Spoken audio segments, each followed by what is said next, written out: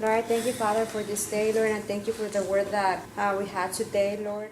The University of Texas Pan American has a variety of student organizations. Some of them are faith and spiritually based. One in particular is InterVarsity La Fe. Nicholas Dombrowski, a campus staff member for InterVarsity Christian Fellowship USA, explains what InterVarsity is. InterVarsity is an interdenominational parachurch organization, and what that means is that we don't belong to any particular denomination. We work with all sorts of different denominations, local churches in the area. And what parachurch means is that we work alongside those local churches in order to provide a ministry here, specifically on the college campus. And the more we reflect on how much Jesus Christ has forgiven us, the more we're able to give grace. Being a campus staff member carries many roles, none more important than developing student leaders. My role, as well as my wife's role as a campus staff member, what our job is to do is to teach and to train students how to be disciples of Jesus and how to make disciples of Jesus. So our job is to teach and train students how to lead Bible studies. Our job is to teach and train students how to share their faith, teach and train students how to lead worship, how to grow in their relationship with Jesus, and how to help others grow in their relationship with Jesus. One of those student leaders is Senior Itziel Carvajal. She reveals the many joys of being a student leader. Seeing how people grow and how their lives are being transformed by Jesus, and it's nothing that we could take credit for. And so it's great just to see how God is faithful and He just works in people's lives and makes them new people. Jesus Christ gives us a free gift of salvation if we follow Him and believe. For some students, InterVarsity has been a life-changing experience. Junior Matthew Maciel explains. I was the type of person who would call themselves a Christian and I wouldn't really live it out. There's obviously a difference in calling yourself something and actually living it out. Just because you wear the jersey doesn't make you part of the team. And so InterVarsity has really changed my life because, I was actually able to hear the gospel for what it is. Look at these many years I have served you. One of our most basic entryways for students is what we call a missional community Bible study. And so on a weekly basis, we have 4. We have one in Unity Hall, one in Bronx Village, one in the Student Union, and one in the engineering building. Campus staff member Dombrowski breaks down some of the campus events available for students. Another way that people can get involved is every week the missional community Bible studies gather together Thursday nights at 7 p.m. in the Bronx Room for what we call the main event. Sometimes there's a speaker, sometimes there's worship, sometimes we pray. For more information on InterVarsity, visit intervarsity.org. For Bible study locations, dates, and times, look for the posters located across campus. For multimedia storytelling, I am JP Hernandez. College midterm exams are rapidly approaching. Nonetheless, students have one thing in mind: spring break. With spring vacation right around the corner, I asked UTPA students about the upcoming holiday. Senior Diana Alanis spoke about some of the reasons college students look forward to the break. I just want to get wild and crazy because they're always stressed out with school and work. So many things going on that when they finally get a vacation, they just want to get everything out. While most students can't wait to hit the beach, Alanis suggested some alternative options to enjoy spring vacation. I would go to San Antonio or Austin, go watch a new band. Junior Miguel Luna is one of many students contemplating their vacation options. This year, I'm hoping I'd go to the beach. I've never gone to the beach during spring break, and I'm really hoping to go. If not, I might go to San Antonio or to Mexico with my parents. For Luna, spring break means bonding with his family. However, he hopes he can do the same with his friends this year. I usually spend more time with my parents. We usually go to Six Flags or go to Monterrey. But I'm hoping this year I can spend it with my friends. I've never done that before. Also, Alanis and Luna describe their perfect spring vacations. I would travel to another country and just stay there a whole spring break. Just take my family and eat fancy food. I think it'd be spending half of it with my family, visiting family, relatives, or another half being with my friends, just hanging out with them, having fun with them, enjoying spring break. For Bronx Radio, I am JP Hernandez. While most people are asleep during fall Saturday mornings, high school boys and girls across the Rio Grande Valley lace up to race against their fellow cross-country runners. Adolfo Naya, head coach of the PHJ Bears cross-country team, explains what the sport of cross-country is. Cross-country is a sport about long-distance running. There's 3 divisions. There's varsity, junior varsity, and freshman. The varsity and the junior varsity run a total of 3 miles, and the freshmen run 2 miles. Cross-country can be a demanding sport. It requires certain training to achieve success on race day.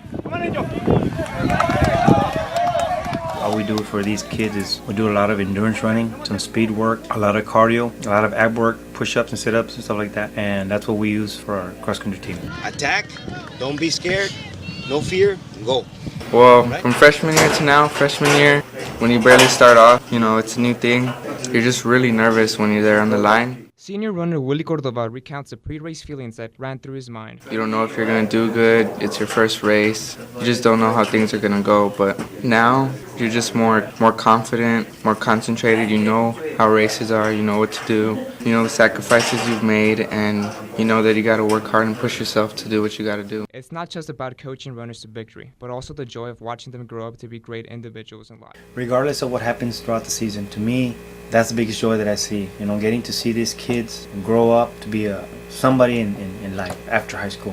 Somebody going to school. I've had some kids already that are lawyers already, and it's just amazing how the family has grown so much. Go and support the PSJ Bears cross country team Saturday, October 5th as they compete in La Feria. For multimedia storytelling, I am JP Hernandez.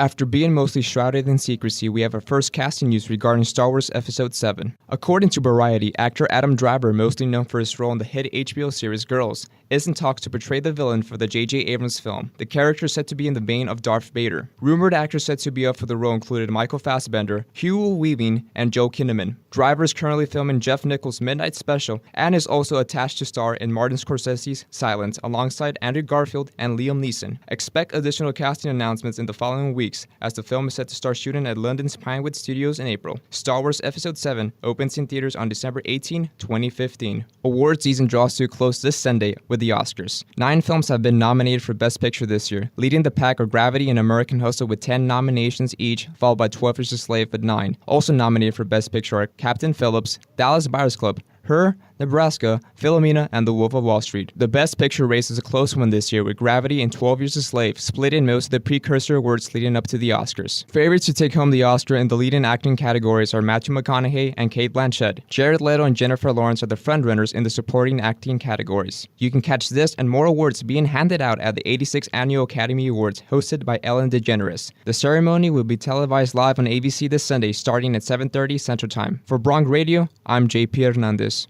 After 9 seasons, the hit CBS sitcom How I Met Your Mother aired its final episode. The series followed Ted Mosby as he recounted to his children the events that led to him meeting their mother. Although we were given answers regarding Ted's story, the finale was divisive among critics and audiences. Fans of the show took to social media sites to openly express their disdain. On the other hand, critics pointed out the lack of character development as the downfall of the finale, while other critics praised it for beautifully tying up the loose ends. Despite its criticisms, the show received its highest audience rating, raking in a total of 12.9 million viewers.